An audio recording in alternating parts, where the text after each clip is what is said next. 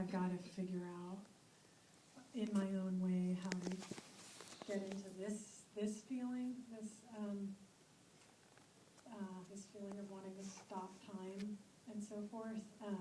And I remember that image actually with the hand, although I thought it would be me, that I would get to play that part.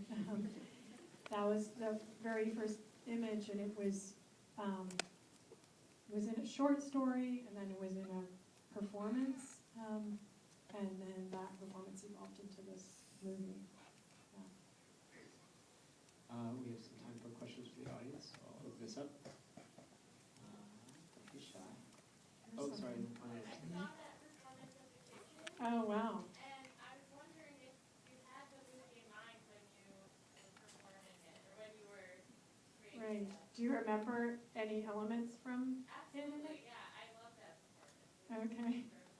Yeah, so it had the talking cat and the idea of stopping time and the dance in the yellow shirt. And I did think it would be a movie, but I thought it would be this totally groundbreaking new kind of movie that would maybe have like audience participation in it somehow, which would have made for a very different evening for all of you. I stuck with that. Because I thought I'd already made a normal movie, why do that again? But by the time I finished the performance, I think, because the performance was pretty hair-raising, I mean, it worked out. But I think I kind of got that out of my system, the like needing to like reinvent the form, which is easier to do in that very free medium anyways.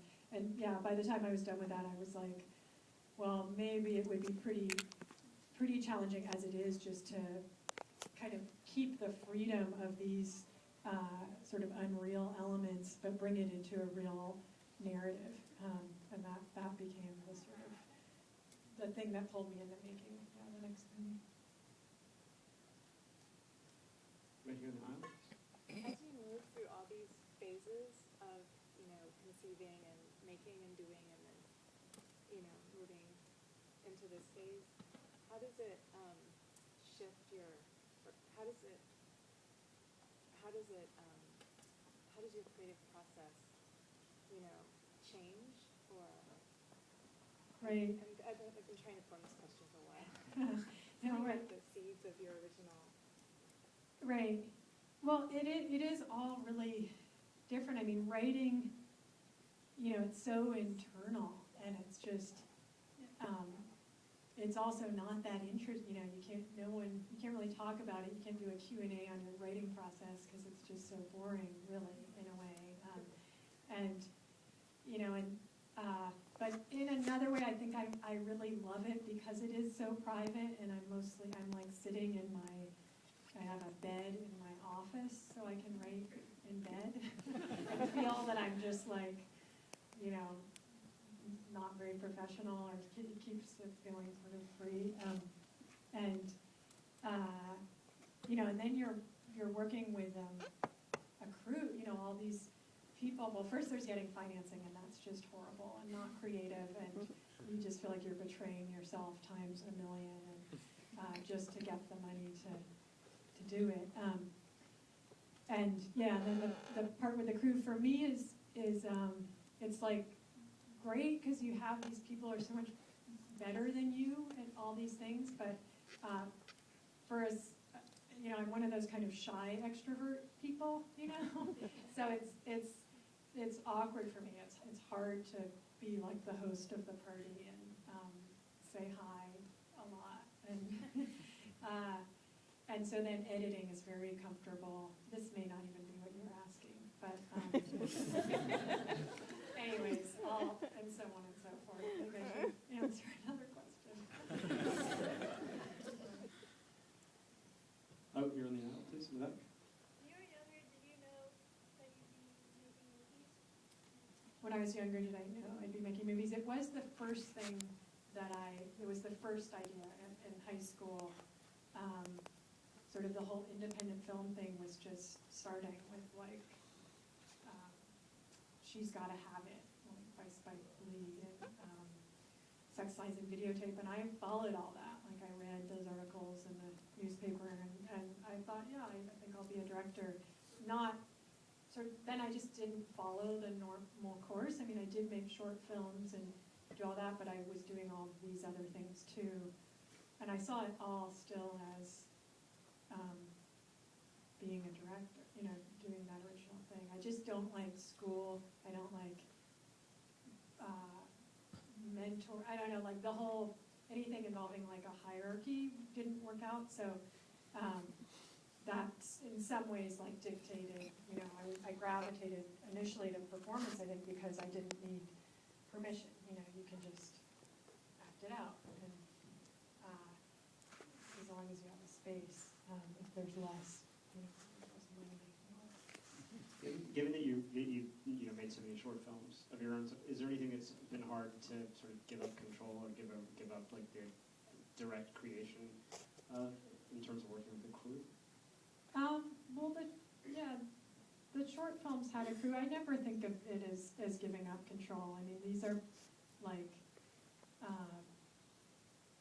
friends, and they're really they're really doing everything they can to figure out what the hell I'm saying and wanting, And if there's some lapse, it's usually my fault that I wasn't articulate enough, and so they tried something, because what else are they going to do? And but it's everyone working towards this like vision that I have to figure out how to explain. On the side, please.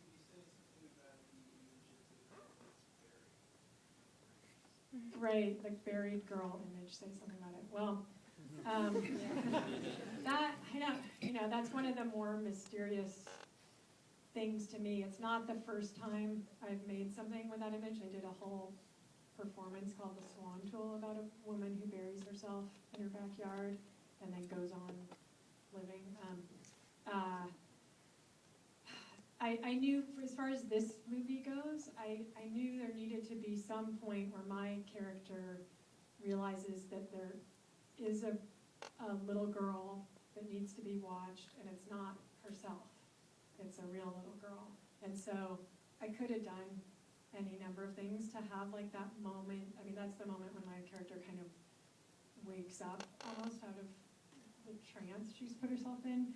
And so I use that burying thing, which is very, it's very mysterious to me. I don't know. I don't totally have it figured out. I have some ideas, but they're personal. All the way in the back, please. Yeah. When you were, do you have any favorite parts of the shoot?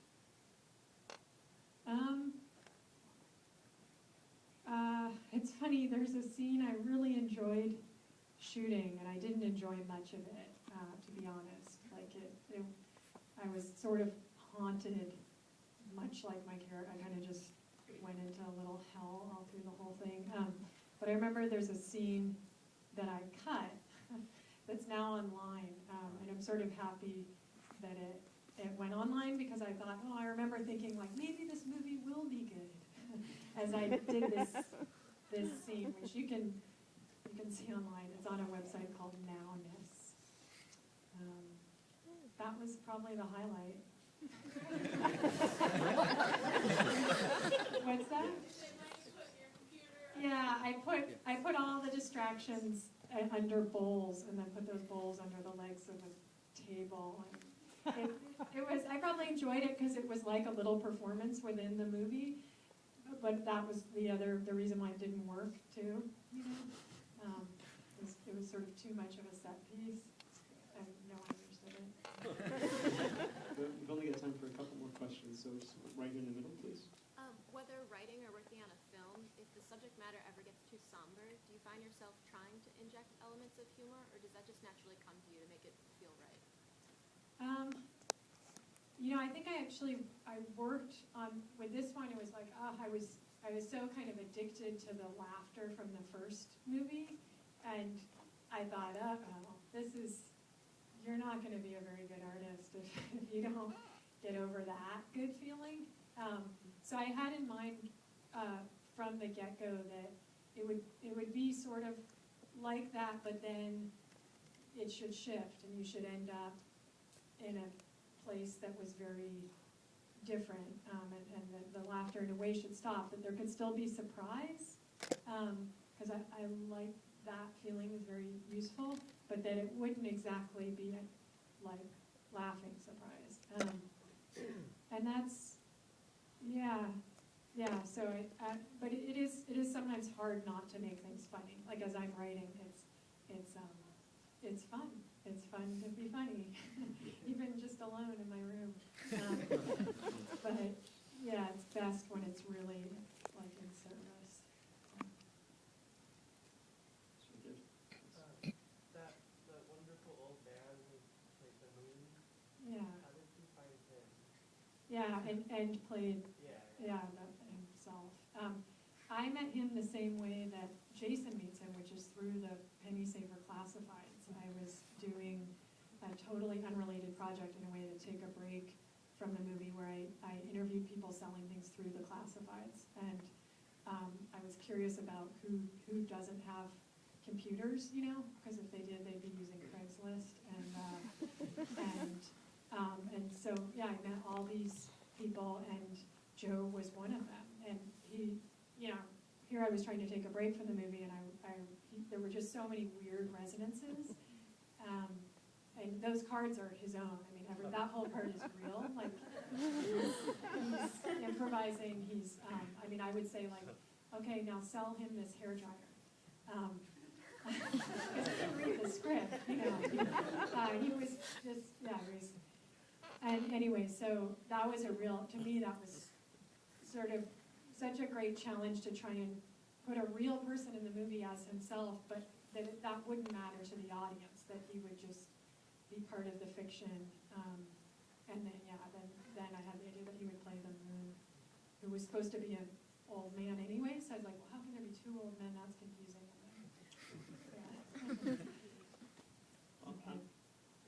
I'm afraid that's all the time we have for tonight, but I want to thank you. Well, it just hit me. I was like, when I said, I thought, I'm not going to be back here till the next movie. I hope. I hope I'll be back.